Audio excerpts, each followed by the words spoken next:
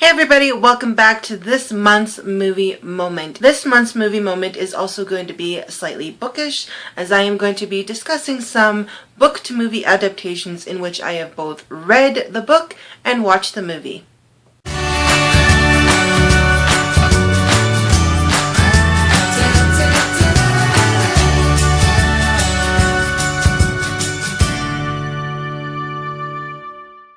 So today I'm going to show you guys some book-to-movie adaptations in which I have both read the book and watched the movie. And in some of these cases I've actually read the book after watching the movie, but to be fair, I didn't even know the books existed until the movies were out, just because I worked at a movie store. I heard about the movies before I heard about the books. So I'm going to be talking about some of my least favorites and then some of my favorite adaptations and even some things that I didn't like about adaptations, but overall just show you some books and movies that I really enjoyed.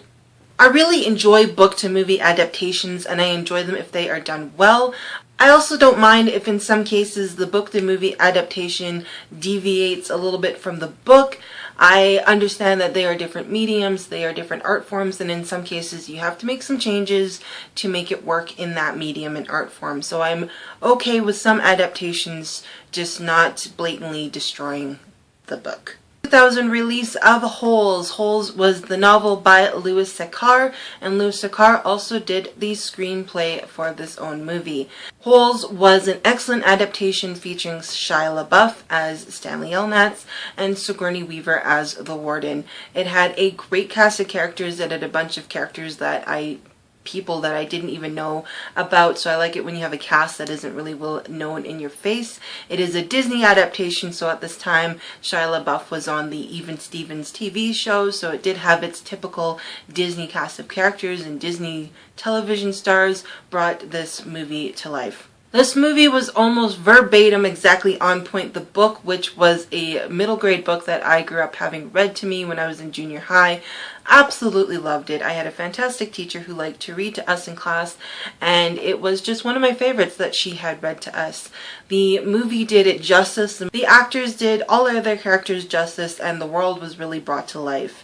This movie also has intersecting and layered storylines, and I really liked how they portrayed those layered storylines, and that you didn't lose the main gist of all three of those storylines in the movie format, and they were done really well and wrapped up perfectly at the end of this movie. The next movie I'm going to talk about is the 2006 Disney adaptation of The Lion, the Witch, and the Wardrobe, the story by C.S. Lewis. I was very excited for the announcement of The Lion, the Witch, and the Wardrobe. I grew up on a really cheesy cartoon animated version of it, and those wonderful BBC black and white adaptations. And so when Disney announced its adaptations of the live-action version of the Chronicles of Narnia, I was very excited because this movie, this show that I grew up loving, and now this book was being put into film and given that epicness that it deserves. When this movie came out, I was thrilled. I loved the adaptation. I loved the actors. I loved who voiced Aslan and Liam Neeson, and just everybody who brought all of those wonderful characters to life. James McAvoy played Mr. Tumnus, who was one of my favorite characters from both the book and the movie, so it was a really well done adaptation. The next movie adaptation is the 2014 Fox release of The Book Thief by Markus Zusak. This was another case of knowing the movie before reading the book and knowing the book existed. I went and saw this movie with some friends. I had seen trailers of it, I had seen clips of it and heard discussions, and it looked really interesting. I love a World War II setting movie. I also really appreciate a story where there is a love of books and reading, and so I wanted to watch The Book Thief. After watching The Book Thief, of course, you see that based on the novel by at the beginning or the end of a movie, and I realized it was a book. The same friend who went and saw the movie with me got me the book for my birthday, I think the same year the movie came out, so I did read the book almost instantly after watching the movie, and I enjoyed both versions of this story, but it was told in a very interesting perspective. The next 4 movies are part of the same book series, and that is the Hunger Games series, the story by Suzanne Collins. Sorry, these are really shimmery. So I have here The Hunger Games and Catching Fire. I don't have the DVDs of Mockingjay Part 1 and 2. I thoroughly enjoyed both Hunger Games and Catching Fire. There were a few things missing and redone in Hunger Games that didn't translate from the book, but I understand why they did that to keep the movie pace. I thoroughly enjoyed Catching Fire almost more than Hunger Games. I love the world of the capital. I love the world of Pan Am, so I liked seeing that much more in the Catching Fire. So I really liked both of these movies and how they translated.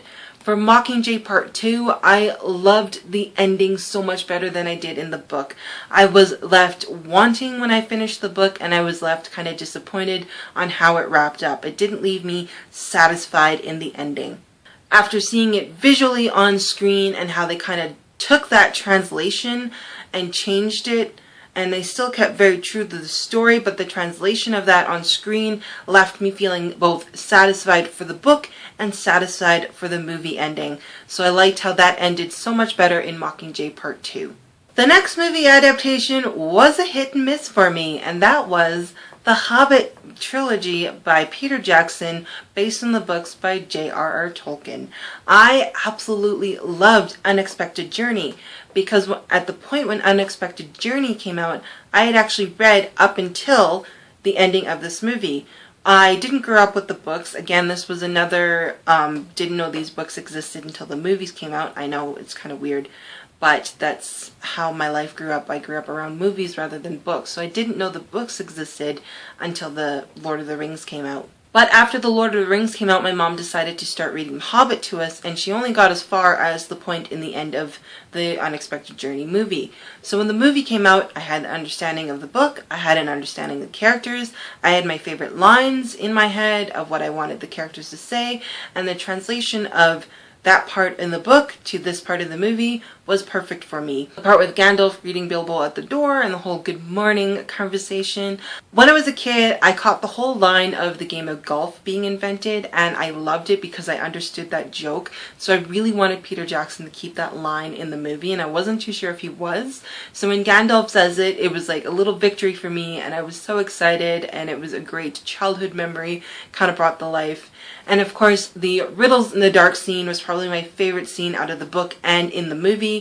So I loved seeing Andy Serkis again bring that creature Gollum back to life and kind of give that introduction to the background of the Lord of the Rings movies. So the first movie had very little faults for me. So of course another thing that was different was the whole look of the elves and dwarves as they were portrayed in the actual book. But of course Peter Jackson had already created the whole aesthetic look of Middle-earth in his Lord of the Rings movies. So he tried to keep that in the translation of The Hobbit. When we got to the Desolation of Smaug and the Battle of the Five Armies, however, things kind of went almost downhill for me. Like, I still really enjoyed the movies, but I didn't like how they transitioned from the book. And I know Peter Jackson used a lot of other storylines from some of Tolkien's other works, but I wasn't familiar with them, so to me, I was expecting the Hobbit storyline, not a Middle-earth encompassed storyline. So that's why the translation was a little lost in my mind. Unfortunately though, the rest of the movies and the rest of their storyline was just lost from book to movie format for me, even though, again, separately, I enjoy the movies a lot, and I do enjoy the book a lot, but separately. So that is it for me today for my monthly movie moment, which is also kind of a bookish moment because we're talking about books as well. Let me know what you guys thought about these book to movie adaptations, or just let me know what your favorite book to movie adaptations were. You can find me also on Goodreads if you want more information on some of my reviews and DNFs. You can also tweet me on Twitter and chat to me and get to know me on there. And follow some lovely bookish pictures on my Instagram. So you guys can befriend me on there and we can chat some more. So as always guys, thank you so much for watching and I'll see you next time. Bye!